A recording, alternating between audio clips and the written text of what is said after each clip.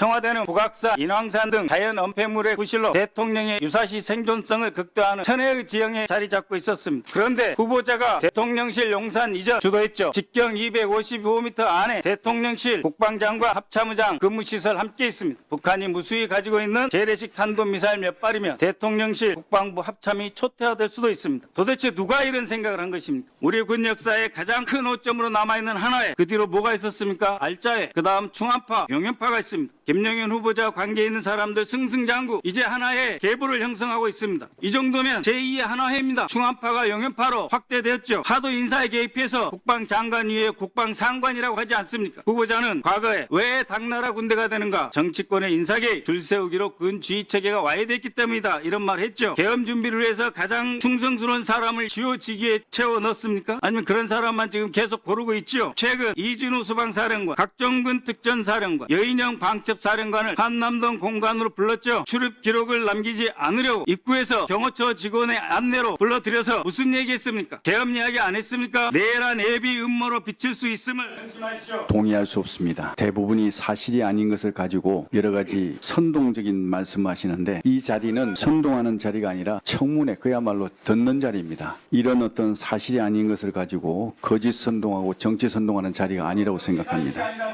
우선 청와대 이전은 권위주의 권력의 상징에서 벗어나기 위해서 역대 대통령님들께서 국민께 공약하고 실천해 오신 겁니다. 그런데 모두 실패하셨습니다. 70년간 묻혀있던 청와대의 역사가 담긴 청와대를 국민의 품으로 돌려드린 겁니다. 이게 비난받을 일이 아니라고 생각합니다. 후보자님이요, 10차례에 걸친 부동산 거래가 있었어요. 통상적으로 부동산 거래를 하면 계약서가 존재하죠. 네, 당연히 있을 것 같습니다. 그거는 대통령실 이전도 마찬가지 아니에요? 그죠? 글쎄, 그거하고 비교하는 건 적절치 않다고 생각합니다. 국유재산법이 있잖아요. 네. 사용 승인을 어디서 받죠? 그것은 국민과의 약속을 지킨 것이지 아니, 성인을 저는 받는 게 법을 아닙니다. 얘기하고 있잖아요. 지금 어디서 받냐고 묻고 있는 거예요. 뭐 국민과의 약속이면은 뭐. 대통령 이전을 법으로 한 게 아니지 않습니까? 아니, 과거에 문재인 대통령은 그러면 아니 광화문 이전을 법으로 했습니까? 잠깐만요. 아니지 않습니까? 아니 그러면 과정과 관련돼서 법은 뭘 준수한 거예요? 그 관련해서 이제 재산 이전이라든지 이런 것들은 다 법에 의해서 했다고 생각합니다. 그러면 국유재산관리법상에 사용 승인일이 있을 거 아니에요? 네, 기재부에서 승인해 주죠? 그런 걸로 알고 있습니다. 7월 5일 날 승인했어요? 네, 여기 기재부에서 답변 온 거 보면 사용 시점에 대해서는 법령상 별도로 규정하고 있지 않으나 통상 사용 승인 이후 사용이 가능한 것으로 판단됩니다. 마찬가지예요. 민간법이나 전세 계약이 됐건 부동산 거래가 됐건 국가법이 됐건 법 절차를 따르는 게 맞는 거 아니에요? 그죠? 네. 그러면 대통령실 이전과 관련되는 거는 국가 중요 정책 결정 과정이죠. 네. 그러면 이제 헌법상에 이제 명시된 게 있잖아요. 문서로서 행한다. 국무회의 의결 사안이다. 그러면 당연히 법 절차를 따지면 헌법에 근거했을 때는 국무회의에 문재인 정부 국무회의에 공문을 보내야 되는 게 맞는 게 아니에요? 네, 인수위에서 필요한 절차를 밟고 공문을 보낸 걸로 알고 있습니다.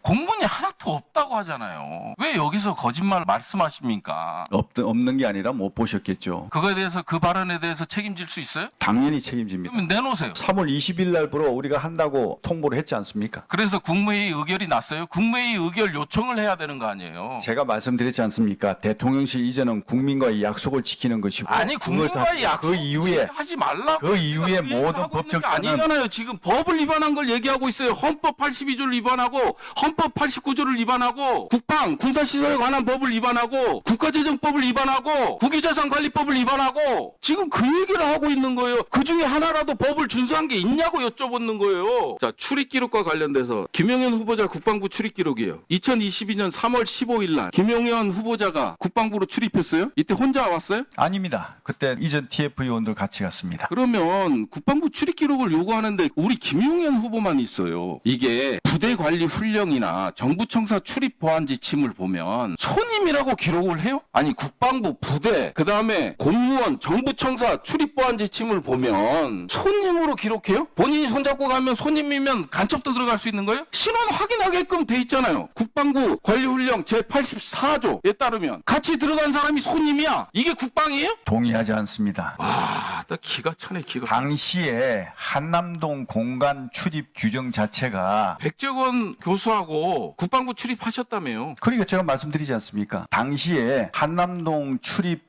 출입자에 대한 규정 자체가 한남동에는 외교 지금 한남동이지 않습니까? 이 국방부 출입 기록에 김용현하고 같이 간 사람이 없어요. 은폐하는 거지. 아니 지금 질문하신 게 육군 참모총장 공간 관련한 기록 아닙니까? 자, 부대 관리 훈련과 정부 청사 출입 보안 지침을 저는 얘기하고 있어요. 정부가 관리하는 시설에 들어갈 때 손님으로 들어가는 경우가 있어요. 그걸 지적하고 있잖아요. 그러니까 지금 여기 나와 있는 게 한남동 아닙니까? 지금 대통령실 이전 대통령이 결정 사항이지만 법과 절차에 따라서 진행돼야 된다는 걸 지적하고 있는데 이거에 대해서 위법하다는 분은 그런 말씀. 이 한남동 당시에 거기에 사신 분들이 만나러 왔다 갔다 하는 개인적인 인적 분들이기 때문에 그분들의 개인 정보 문제 때문에 다들 사전 통보하면 뭐 손님 그다음에 몇 명 이렇게만 기재하지 누가 들어왔다 누가 나갔다 이런 것은 구체적으로 하지 않도록 규정돼 있었습니다. 그 규정에 따라서 이루어진 것인데 그 손님을 적었다고 해서 그걸 마치 조직적인 은폐다. 이거는 사실관계가 잘못된 것이다. 후보자는 정치 군인입니다. 상당히 기회주의적인 처신을 해왔습니다. 문재인 정부로 정권이 교체됐을 때 후보자는 합참 작전본부장이었어요. 제가 받은 제보에 의하면 당시에 대장 진급을 위해서 문재인 정부와 민주당 사람들을 열심히 찾아다니면서 진급 로비를 했다라고 하던데 맞죠? 찾아다닌 적 없습니다. 뭐 제가 당시 민주당 대표였으니까 잘 알고 있습니다. 후보자의 처신이 어떠했는지. 그리고 후보자는 이렇게 민주당 인사들 잘 지내놓고 20년 10월에 국민의힘 당에 입당을 했어요. 그 당시 되짚어보면 언론이 현직 검찰총장 윤석열을 정치하러 나오라 이른바 조국 전 장관에 대해서 검찰 쿠데타라고 저는 알고 있는데 난동을 부릴 때 언론이 부추겼습니다. 한창 부추길 시점에 후보자는 향후의 정치를 생각해서 아마 국민의힘 당에 윤석열 대권 후보를 생각하고 입당을 했다라고 봐지는데 이런 걸로 봐서는 상당히 정치군인입니다. 그런 점에서 후보자가 국민과 나라를 지키는 것이 아니라 대통령만 지킬 사람이라는 우려 비판이 제기될 수밖에 없습니다.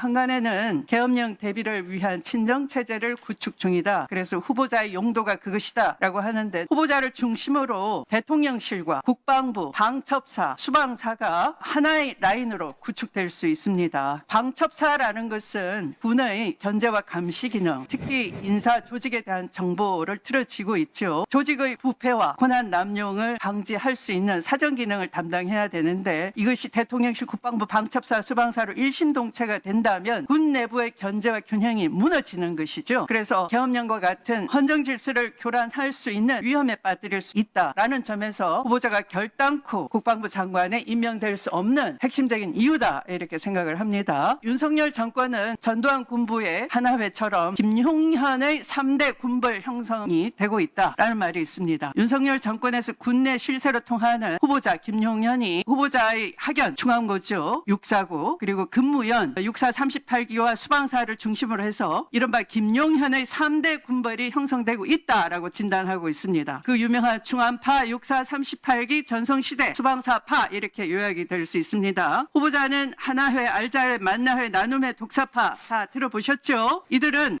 인사개혁을 통해서 군벌을 형성했고 노골적으로 정치에 개입하다가 결국에는 우리 역사의 비극 12.12 사태나 광주 5.18 등의 그런 끔찍한 일을 저지르는 죄인들이라고 할 수 있는데 동의하십니까? 동의하지 않습니다. 네, 그렇게 얘기하시겠죠. 중안파를 예로 들어보겠습니다. 후보자를 비롯해서 여인형 방첩사령관 아시죠? 박종선 777 사령관 아시죠? 여인형 방첩사령관 뭐 대답을 안 하십니까? 제가 제보를 받았는데요. 차남이 있어요. 아마 구사단 일산 소재에서 근무하고 있다라고 알려져 있는데 이 차남을 통해서 이런 얘기가 빠르게 돌고 있습니다. 고등학교 선배인 경호처장이 우리 아빠 밀어준대 윤석열 임기 안에 우리 아빠 대장까지 달 것 같아. 결국은 육참 총장 임명될 거야. 이렇게 수차례 자랑을 하고 다닌다고 합니다. 여인영 장군에 대해서는 너무 빨리 진급하고 있어요. 초고속 승진을 하고 있습니다. 22년 12월에는 중장 진급 코스로 불려 요직으로 손꼽히는 육참 정보작전부장으로 영전이 됐어요. 1년도 채 안 돼서 2023년 11월에는 중장으로 진급했고 현재 방첩사령관으로 나갑니다. 후보자가 중앙고 후배 여인영 사령관 밀어주고 있는 거 맞습니까? 인정하지 않습니다. 네, 윤석열 임기 내 대장까지 세울 계획입니까? 동의하지 않습니다. 이렇게 장성급 중에 중앙고 출신 본인이 주요 보직을 맡은 적이 있었습니까? 같은 학교 동문끼리 사조직화로 구축이 된다면 국방부 장관과 방첩사령관 같은 고등학교 출신 임명된 적 없어요. 아까 얘기한 대로 국정원 역할을 해야 되는 방첩사의 고유 기능, 견제와 감시 제대로 될 수 있겠습니까? 한동훈 법무부 장관 한 거 봤죠? 인사정보 틀을 쥐고 과거 민정에서 담당하던 걸 본인이 직접 수행을 했어요. 그리고 군에 대해서는 이제 후보자가 그 자리에 가는 겁니다. 군 관료에 대해서는 후배를 통해서 진급 심사 시 검정 자료 다 작성하는 막강한 권한을 감안할 때 이렇게 군이 후보자를 중심으로 사조직이 돼버린다면 군이 제대로 돌아가겠습니까? 대통령의 정권 보위를 위한 군으로 전락하지 않겠습니까? 인정하지는 않습니다. 이런 발언이 군을 분열시킬 수 있다는 생각에 우려가 듭니다. 충암파 말씀하시는데요. 우리 군 장성이 400명 가까이 있습니다. 그중에 4명을 가지고 충암파는 이 자체가 군의 분열을 조장할 수 있다는 그런 우려에 참 마음이 아픕니다. 과거에도 장관과 방첩사령관이 같은 고등학교 동문인 적이 있었습니다. 그를 특정해서 한다는 것은 맞지 않다고 생각합니다. 사실 충안고 언론에서 4명 있지만은 위치가 중요하죠. 직책이. 충안고 4명 중에 핵심에 가 있는 것이 중요하다는 거예요. 방첩사령관 지금 하고 있고 777사령관 우리 군의 정보를 가장 중요한 부분을 담당하고 있고 그다음에 후보자로서의 태도인지 의문이가요. 선동한다. 이런 용어를 쓰는 건 아주 부적절하고요. 아까 또 모 의원님이 얘기한 것에 대해서 말 조심하세요. 뭐 이런 식으로 말 조심하세요. 한다는 것은 국회를 보는 태도가 아주 부적절하다고 봅니다. 국민께 답변한다는 자세로 좀 임해줬으면 좋겠고요. 2022년 대통령 이전 결정 이전에 합동참모본부 신축 이전 필요성에 대한 검토 및 선행 연구가 있었습니까? 합참의 이전 문제는 공식적인 선행 검토 이런 것들은 없었습니다. 현재 합동참모본부 건물은 2010년도 2월에 착공해서 12년에 8월 달에 완공을 했죠. 그럼 10년 된 건물을 이전할 수가 있습니까? 거기에는 얼마나 많은 비용이 들어갔고 유사시에 우리 군이 대응할 수 있는 모든 시스템이 들어가 있는 거 아니겠습니까? 맞습니다. 그 12년 만에 그러한 중요한 시설을 선행 연구도 없이 이전할 수가 있습니까? 그거는 용산이 대통령실로 이전하면서 국방부가 합참시설로 이용하게 되면 합참이 자연스럽게 전평시 일원화 차원에서 남대령으로 가는 것이 맞다. 이렇게 이전하지 않으면 이전할 필요가 없는 거 아니겠습니까? 그 이전은 청와대가 있는데 이미 그리고 뭐 광화문에도 검토를 했었는데 왜 하필이면 수천억 들어간 건물을 10년도 채 쓰지도 않고 이전을 결정을 해가지고 혈세 수천억을 또 낭비를 하냐 이 말씀입니다. 그 이전은 국민의 약속이었습니다. 약속을 지키기 그게 위한 어떻게 국민의 약속입니까? 용산으로 이전한다는 게 국민의 약속이었습니까? 용산으로 이전한 게 아니라 청와대를 이전한다는 게 약속이었습니다. 근데 그게 왜 용산이에요? 그것은 청와대를 이전하고 나서 어디로 갈 것이냐 하는 문제는 그 다음의 문제이기 때문에 그래서 여러 가지 용산에 놓고 검토한 대통령실도 대통령도 있고 합동참모본장도 있고 국방부 장관도 있고 미군의 주요 부대도 있고 그렇게 해서 안보의 취약성을 노출하는 것이 과연 옳은 결정이었고 거기에 수천억이 아니라 1조 원이 넘는 그런 혈세를 낭보하는 것이 합리적인 것이고 그래서 제가 자료 제출을 했더만 한 줄짜리로 자료 제출을 하고 왜 용산 이전의 필요성이 있는지 관광 활성화? 용산 이전을 관광 활성화로 합니까? 대통령 이전을 관광 활성화로 해요? 청와대를 국민의 품으로 돌려드리고 그리고 용산으로 이전하면서 그런 취약점은 충분히 의원님 말씀 존중합니다. 그렇지만 대통령께서 국민과의 약속을 한 사항이기 때문에 반드시 지켜야 하는 상황이고 거기에 1, 2년 있다가 가자는 의견도 많았습니다. 그렇지만 그렇게 되면 이건 못 옮긴다. 과거에 정부가 그랬지 않느냐. 그렇게 되면 안주하게 된다. 그래서 국민과의 약속을 못 지킨 과거의 정부의 그런 어떤 사례가 있기 과거 때문에 정부도 안 지키고 싶어서 안 지킨 게 아니라 그래서 좀 무리가 가더라도 하자. 이렇게 검토를 이제 해봤더니 안 하는 게 더 가성비가 높은 거예요. 그래서 그런 거고 개방은 이미 청와대 많이 했어요. 계엄 발동 건의할 생각은 없으시죠? 없습니다. 이재명 대표가 계엄 얘기한 것에 대해서 대통령실에서 말도 안 되는 거짓 정치 공세다. 이것도 당연히 동의하시겠죠? 네. 윤석열 정부는 계엄을 안 할 거다. 해도 국회에서 바로 해제가 될 거다. 제가 얼마 전에 이렇게 얘기했습니다. 김용현 후보자를 국방장관에 갑자기 임명하려는 것과 대통령의 반국가 세력 발언은 김건희 여사의 감옥행을 막기 위한 계엄 준비 작전이다. 이것도 말이 안 되는 정치 공세라고 생각하시는 게 당연하겠죠? 동의하지 않습니다. 네, 대통령께서 후보자한테 장관으로 가서 계엄 준비해라 이렇게 말씀하신 적도 당연히 없으시죠. 네. 설령 계엄을 해야 할 상황이 온다고 해도 국회가 과반수 의결로 요구하면 바로 해제될 것이기 때문에 후보자도 사실상 계엄은 현재 불가능하다. 그것이 대통령실과 정부 여당 관계자들의 주장이기 때문에 이렇게 보셔서 그렇게 말씀하시겠죠? 네, 생각해 본 적 없습니다. 아니, 생각해 보신 적이 없는 것이 아니라 계엄이 불가능하다라고 주장을 네. 하고 있지 않습니까? 헌법 제77조에 보면은 국회가 제적의원 과반수 찬성으로 계엄 해제를 요구하면 대통령을 이를 해제해야 된다. 대통령실이 이 조항을 정확하게 지정한 겁니다. 맞죠? 네. 국회의원에게는 불체포 특권이 있기 때문에 계엄이 발동돼도 국회의원들이 국회에 모여서 해제를 요구하면은 계엄은 해제됩니다. 이것이 100% 진실이면은 대통령실 얘기가 맞고요. 이재명 대표 얘기는 거짓 정치 공세고 괴담이 됩니다. 계엄법 13조의 국회의원 불체포 특권을 보면은 계엄 시행 중 국회의원은 현행범인 경우를 제외하고는 체포 또는 구금되지 아니한다 이렇게 돼 있습니다. 그 얘기는 뭐냐면 국회의원들이 계엄법상 현행범으로 체포 또는 구금돼서 계엄 해제 의결을 과반수로 만들 만큼 참여하지 못한다면 지금까지의 이야기는 다 바뀌게 되는 것입니다. 이런 상황이 실제로 생긴다면 거꾸로 이재명 대표 이야기는 진실이 되고 대통령실의 이야기는 거짓이 될 수도 있겠죠. 자, 현행범의 정의는 뭘까요? 형사소송법상의 현행범 정의가 있습니다. 범죄를 실행하고 있거나 실행하고 난 직후의 사람을 현행범이라고 합니다. 그중에 1. 범인으로 불리며 추적되고 있을 때 4. 누구냐고 묻자 도망하려고 할 때 형사소송법상 현행범의 정의입니다. 후보자께서 혹시 이거 말고 대한민국에서 현행범의 다른 정의를 알고 계신 거 없죠? 네, 처음 봤습니다. 네. 현행범은 범죄의 내용이 규정이 안 돼서 대단히 폭넓게 적용 가능한 개념입니다. 가령 누가 김건희 여사가 감옥에 안 가려고 계엄을 하자 그랬다더라. 이렇게 하면은 유언비어를 유포한 현행범이 되는 겁니다. 지금 저기 있는 대비계획이라는 것은 지금 소위 얘기하는 박근혜 정부의 계엄 문건이 대비계획 세부 자료입니다. 2017년에 만들어진 박근혜 정부 계엄 문건 정확한 명칭은 대비계획 세부 자료 13은 여소야대 국회가 계엄 해제를 시도할 경우에 대비한 조항입니다. 그중에 맨 마지막을 보시면 집회 시위와 반정부 정치 활동을 금지한 포고령을 선포하고 위반 시 구속 수사 등 엄중 처리 관련 경고문을 발표해서 합수단은 불법 시위에 참석하거나 반정부 정치 활동한 의원을 집중 검거 후 사법 처리해서 의결 정족수 미달을 유도한다. 이렇게 적시되어 있습니다. 후보자께서는 2017년에 이 계엄 문건 작성에 관여하신 적이 당연히 없겠죠? 네, 그렇습니다. 이 문건 작성 사실은 2017년에 아셨습니까? 몰랐습니다. 모르셨겠죠, 당연히. 2017년 당시 후보자는 계급과 직책이 합참작전본부장이었던 것 같은데 맞습니까? 맞습니다. 2017년에 이 문건이 작성된 건 팩트인데 합참작전본부장이면 꽤 고위직인 후보자도 몰랐다는 겁니다. 즉, 이 정도의 문건 작성은 극소수 외에는 군 고위 장성들조차도 몰랐던 게 당연하겠죠. 만약 후보자가 이 시점에 이걸 아셨다면 황당하다고 하고 이상하게 생각하셨겠죠? 네, 그렇습니다. 그렇겠죠. 만일 이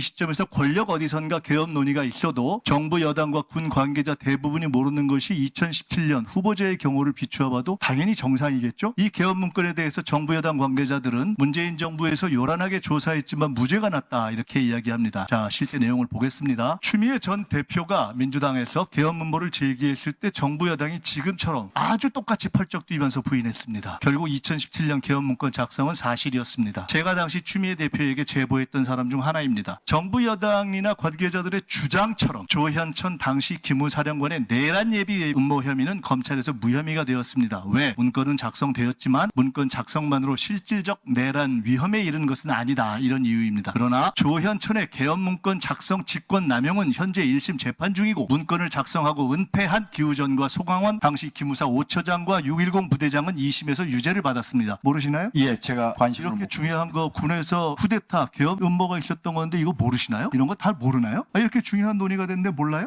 넘어가겠습니다. 이런 부분에 자, 그다음 관심이 PPT로 없었습니다. 넘어가겠습니다. 네. 국가 비상사태가 발생하면 국방부는 계엄 선포 여건을 검토해서 대통령에게 건의하고 국가안보회의와 국무회의 심의를 거쳐 선포합니다. 즉 계엄 선포 검토도 건의도 국방부 장관이 하게 되어 있죠. 이건 아시죠? 네. 자, 그다음 헌법 77조와 계엄법 9조에 따르면 비상계엄 선포 시에 체포, 급음, 압수수색, 거주, 이전, 언론 출판, 집회, 결사에 대해서 국민의 기본권 제한이 가능합니다. 국방부 장관이 검토하고 건의하는 계엄의 중대한 권한입니다. 장관 되실 거니까 이건 아시겠죠? 예. 박근혜 계엄 문건에 의하면 비상계엄 당시에 사이버 유언비어 차단을 위해서 방통위가 주관하는 유언비어 대응반을 운영하고 시위 선동 등 포고령 위반자가 가입한 포털 사이트 SNS 계정 폐쇄 및 검거 사법 처리한다는 단계적 조치 사항에 나와 있습니다. 네, 제가 기억이 없습니다. 합참 이전 그전에 공감대 된 적이 없어요. 후보자님은 합참 이전에 대해서 대통령실 졸속 이전에 어떤 논의나 토의된 적도 없다 했잖아요. 맞습니다. 예, 그건 사실이에요. 어떤 토의나 논의도 없는데 어떻게 공감대가 됩니까? 그다음 대통령 공약 때문에 이전했다. 약속을 지키기 위해서. 대통령 공약은 광화문 시대를 여는 거 아닙니까? 용산 시대를 여는 것이 아니고.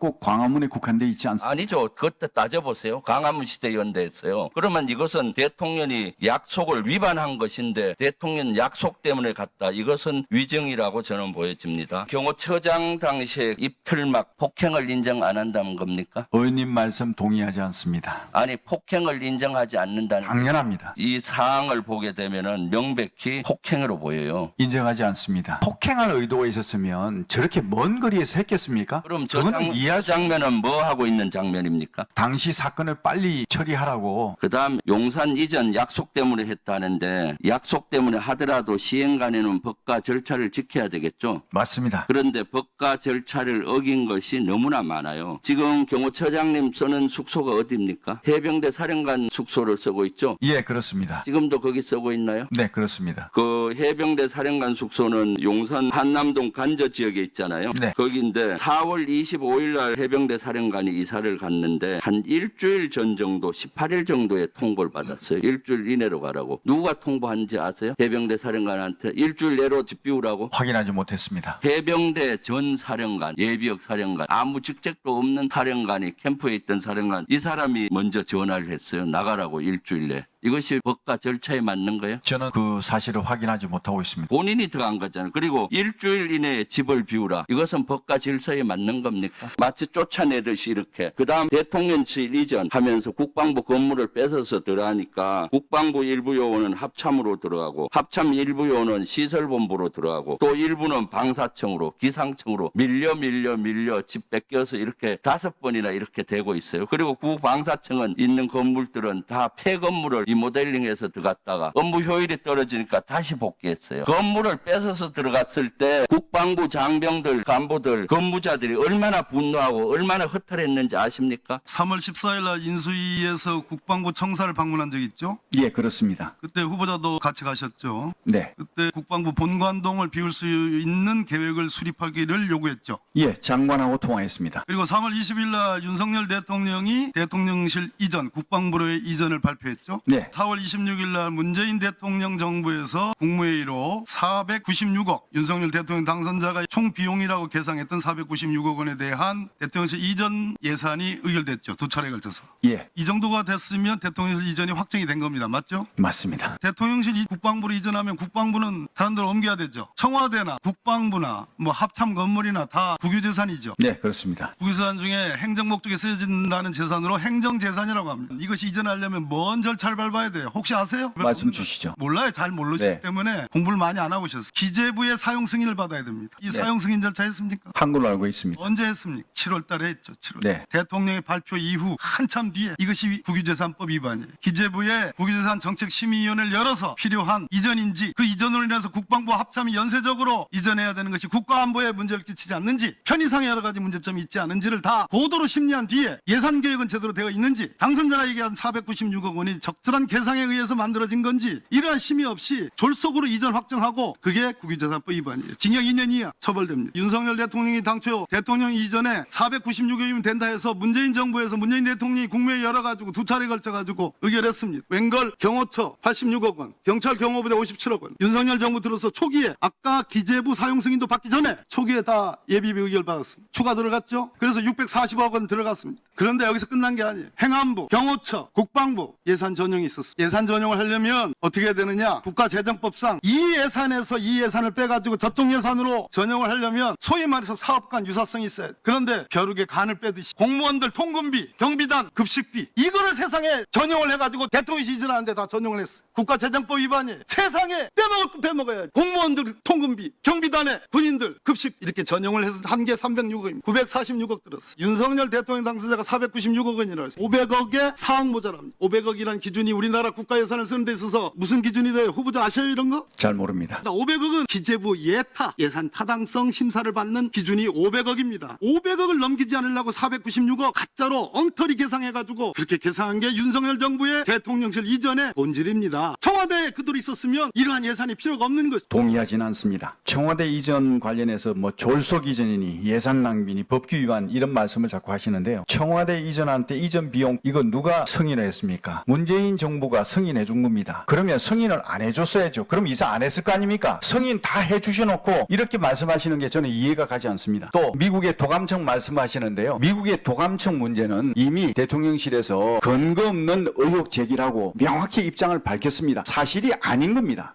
2017년 계엄 문건과 인사 시스템적으로 너무 유사하게 가고 있다라는 입장이거든요. 합동수사단장부터 시작을 해서 계엄 건의를 할 수 있는 행안부 장관, 국방부 장관, 그 다음에 777 사령관 역시도 서울에 보시면 아시겠지만 도감청을 특수정보를 위주로 하고 하다 보니까 이게 지금은 북한과 관련된 특수정보를 취급하고 있지만 이게 국내적으로 돌아섰을 때는 이제 서울에 보면 영화에 나왔던 거와 같이 통신이 전부 인터셉트 되는 그런 현상들도 일어나고요. 그 다음에 막강한 권력이라고 할 수 있는 방첩사령관이 합동수사단장이잖아요. 이런 인사가 그동안은 없었죠. 근데 이게 너무나 우연치고는 이전의 계엄 문건과 유사하게 인사 시스템이 일어나고 있다. 그래서 이런 지적을 하고 검증을 하는 거는 어찌 보면 당연한 거다. 국회의 권리라 이렇게 생각을 합니다. 계엄 문제와 관련해서는요, 여러 가지 말씀을 해주셨는데 지금 이런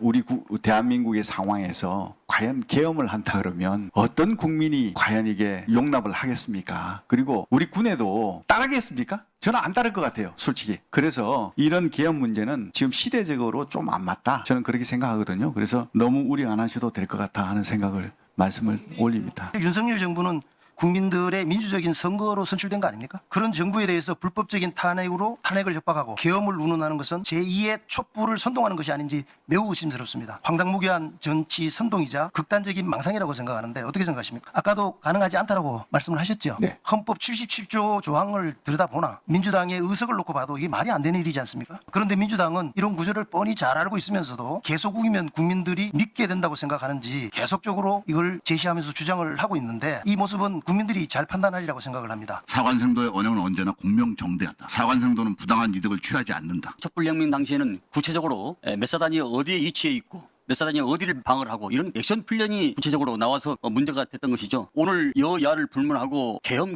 얘기가 계속 지금 나오고 있습니다. 그냥 흘러나온 얘기가 저는 아니라고 봅니다. 근데 후보자께서 조금 전에 현재 대한민국 민주주의 수준과 여러 가지 경제적 수준을 봤을 때 세계적 위치를 봤을 때 계엄 문제는 시대에 맞지 않다라고 지금 조금 전에 말씀을 하셨어요. 근데 왜 그럼에도 이 엄중한 계엄 얘기가 계속 이렇게 흘러나온다고 생각하십니까? 솔직하게 말씀드리면 저도 그게 이해가 안 갑니다. 이 문제에 대해서 장관 후보자께서 일소할 수 있는 이런 방안을 강구해 주시고 여기서 확실하게 좀 말씀해 주십시오. 네, 확실히 없습니다. 청와대 용산 이전도 약속을 지킨 것, 국민을 존중하는 것, 국민 여론을 중시하는 것 이런 자세로 계속 일관되게 얘기하는데 충암파 그러니까 발끈하시지만 충암파가 군내 요직을 독점하고 이게 검찰 쿠데타에서 이제 검찰은 수사기관으로 충분히 역할을 하고 있고 정치검찰로 완전히 탈바꿈이 돼서 다 장악을 했으니 그건 됐고 이제 조용한 군사 쿠데타로 넘어가겠다. 총칼을 휘둘르지 않았다 뿐이지 군내 요직을 포진시켜서 저절로 준군사 정권으로 간다라는 걸 지금 경계해야 된다라고 이렇게 얘기하는 이 순간에 한번 보시죠. 또 충암파입니까? 이 청문회 순간에도 버젓하게 충암파 출신으로 부임 경호처장을 검토를 하고 있다. 뉴스를 내보내는 겁니다. 국민 우습게 하는 겁니까? 이거 후보자가 추천한 인사입니까? 대통령실이 신임 대통령 경호처장 후보로 이충호 전 제주경찰청장을 검토 중이다. 충남 홍성 출신으로 서울 충암고 경찰대 사기 졸업생이다. 말려야 되는 거 아닌가요? 어떻게 생각하세요? 그렇게 당당하게 얘기할 수 있습니까? 저는 이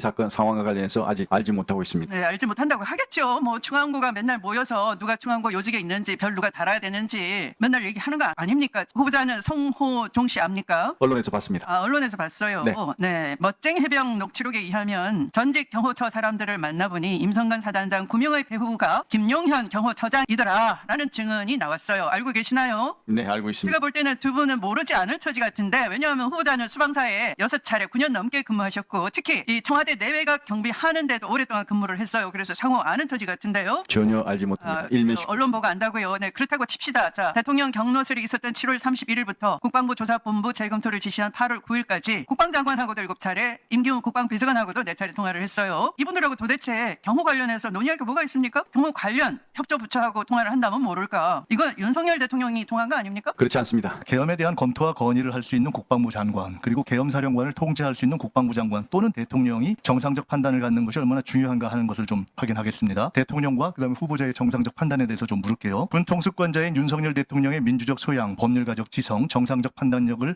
신뢰하시죠? 그렇습니다. 그러시겠죠? 그나저나 국방부 장관은 국방부 장관이 된다면은 우리나라 안에 있는 반국가 세력을 척결하는 것이 의무겠죠? 그렇습니다. 척결하실 거죠? 제가 처음에 알겠어요. 근데 반국가 세력이 뭔지는 아세요? 반국가 세력은 간첩 또는 종북 주사파, 자유 대한민국은 태어나서는 안 되는 나라라고 얘기하면서 우리 자유 대한민국을 부정하는 세력 이런 것들을 총칭한 거라고 생각합니다. 그것뿐이에요? 네. 윤석열 대통령이 공식적으로 반국가 세력을 8번의 공식 행사에서 언급했습니다. 대한민국에 근데 반국가 세력을 규정한 법률이 있는 것은 혹시 알고 계십니까? 저는 처음 듣습니다. 모르시죠? 네. 없으니까 그렇습니다. 없습니다. 네. 국가 세력 규정한 것이. 그러면 반국가 세력은 법률 용어가 아니라는 것은 분명하죠? 네. 법률 용어가 아니면은 결국은 대통령 또는 규정한 사람의 주관적 판단, 솔직히 얘기하면 자의에 의해서 내용과 규정, 대상이 달라질 수 있는 정치적 용어이자 자의적 용어죠. 반국가라는 용어를 쓴 유일한 법적 규정은 반국가 단체가 있습니다. 북한이 법률적으로 반국가 단체의 성격이 있는 건 알고 계시죠? 네. 반국가 단체의 구성원은 수괴, 간부, 사형, 무기징역, 아주 단순한 구성원도 2년 이상의 징역입니다. 당연하죠. 저 표를 보시고 제가 정리해 드릴게요. 첫째, 대통령이 공식선상에서 8차례 언급한 반국가 세력은 명확히 개념과 대상이 규정된 법률적 용어가 아닙니다. 그리고 반국가 단체인 북한이나 공산 세력 외에 또 규정되어 있기 때문에 공산 세력 및 추종 세력과도 다른 어떤 세력입니다. 교집합이 아니에요. 셋째, 내용상 대통령이 얘기한 걸 다 종합해 보면 허위 선동과 조작, 가짜 뉴스와 괴담으로 자유 대한민국을 흔들고 위협하는 세력, 왜곡된 역사의식을 가진 세력, 종전선언을 노래 부르고 다니는 세력, 반일 감정을